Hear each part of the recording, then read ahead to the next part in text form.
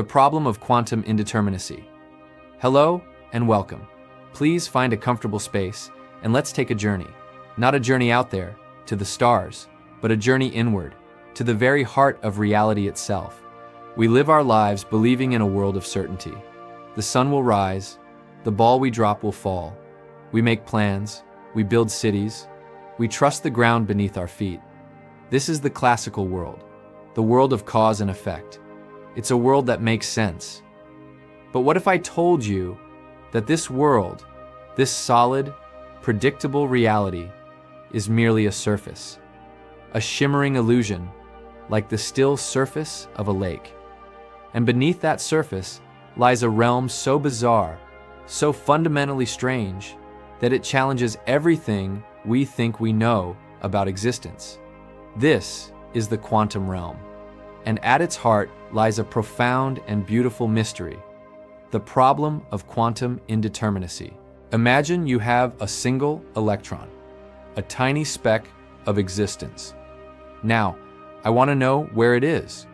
In our everyday world, this is simple. Your phone is in your hand, your keys are on the table. Location is a fact. But for our electron, this is not the case. Before we look at it, before we even think about measuring it, it does not have a single, definite location. It's not here or there. It exists in a ghostly state of pure potential, a shimmering cloud of could be. It is, in a very real sense, everywhere it could possibly be, all at once. Physicists call this a superposition. But I like to think of it as a dream. The particle is dreaming of all the places it might be.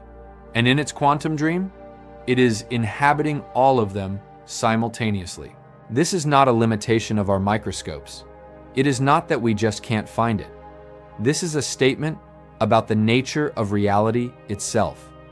At its most fundamental level, the universe is not made of tiny, solid billiard balls. It is made of ghosts. It is made of possibilities.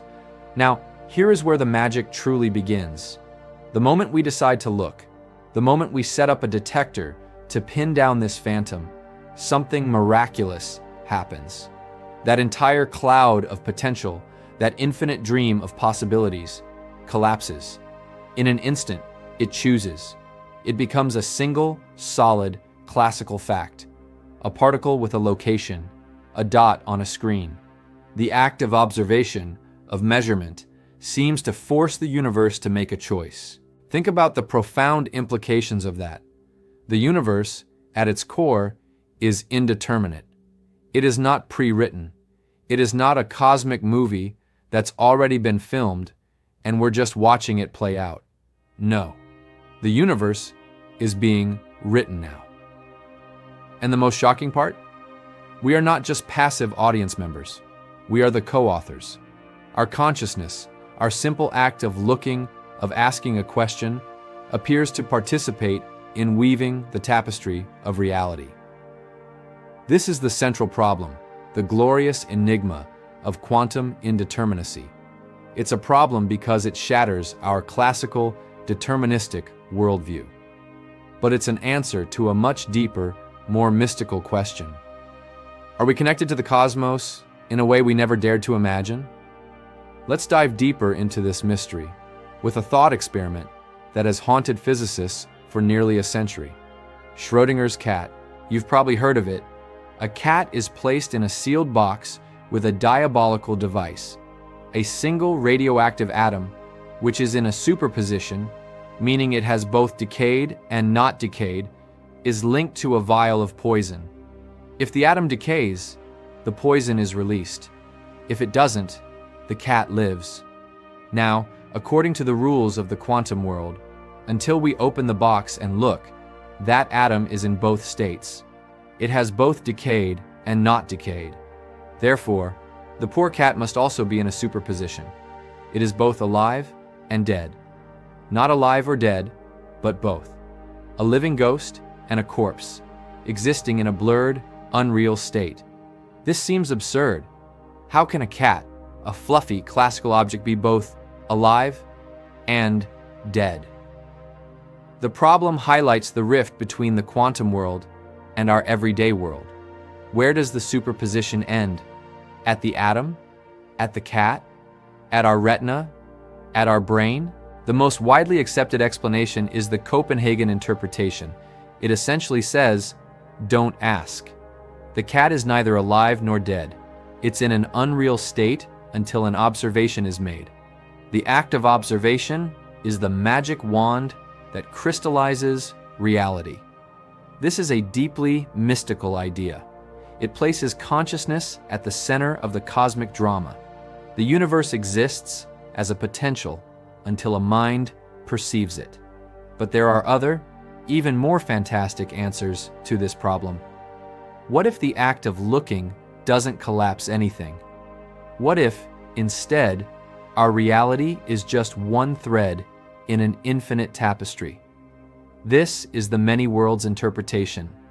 It proposes that every time a quantum system faces a choice, like our electron choosing where to appear, or our radioactive atom deciding whether to decay, the universe doesn't choose. It bifurcates. It splits. In one reality, you open the box and the cat is alive, purring and happy. In another, completely separate but equally real reality, you open the box to a tragedy. Every possible outcome of every quantum event actually happens. There's a universe where you never watched this video. A universe where you are the king of a small European nation. A universe where dinosaurs never went extinct. This isn't science fiction. It's a serious, albeit mind-bending scientific proposal. The indeterminacy isn't resolved by collapse. It's resolved by the creation of infinite, parallel realities. We simply experience one branch of an ever-branching cosmic tree. The feeling of making a choice is just our consciousness sliding along one specific branch, unaware of the infinite other versions of ourselves sliding along their own. So, which is it? Does consciousness collapse the wave function? Or do we live in a multiverse of infinite possibilities? Science does not yet have a final answer, and that is the most beautiful part. The problem of quantum indeterminacy is an open wound in our understanding, a gateway through which wonder pours. Let's bring this home to your life. You're sitting there, watching me. You feel solid. You feel real. You believe you are a single, continuous self in a single, determined world. But quantum physics whispers a different story. The atoms that make up your body, the neurons firing in your brain, they are all dancing to this quantum tune. They exist in states of potential. Your very thoughts, the electrical impulses in your mind, may have a quantum component. Your consciousness, that feeling of you, might be the very thing that is interacting with this sea of potential. What does this mean for free will? In a deterministic, clockwork universe, free will is an illusion. But in an indeterminate universe, a universe of genuine chance and probability, free will finds a foothold. Perhaps the you that is more than just the sum of your parts is the part that gently nudges the quantum probabilities in one direction or another. You are not a puppet, you are a participant. Think of your own life, the choices you've made, the chance encounters that changed everything. Meeting that person at that exact coffee shop, taking that job on a whim. From a classical perspective, these are just a long chain of cause and effect. But from a quantum perspective, each of those moments was a cloud of probability, a superposition of possible futures. And in each moment, through your observation, through your intention, through your very being, you collapsed that wave function. You chose your path. You authored your reality in collaboration with the cosmic unknown. This is the true magic of quantum indeterminacy. It is not just a problem for physicists in lab coats. It is a revelation for the human soul. It tells us that the universe is not cold and mechanical. It is alive with possibility. It is responsive. It is creative. The solid world we see is the final printout of a cosmic computation that is happening right now, with our minds as an integral part of the processor. The underlying code is written in probability, waves, and potentiality. We are not strangers in a strange land. We are the universe becoming aware of itself. Our observations are the universe's way of looking in the mirror. We are the means by which the cosmos knows itself, solidifies itself, and experiences its own story. The indeterminacy is not a flaw. It is the feature. It is the blank canvas upon which we and all of consciousness paint our existence. It is the silence from which all music emerges. So the next time you look up at the stars, remember, you are not just looking at distant suns.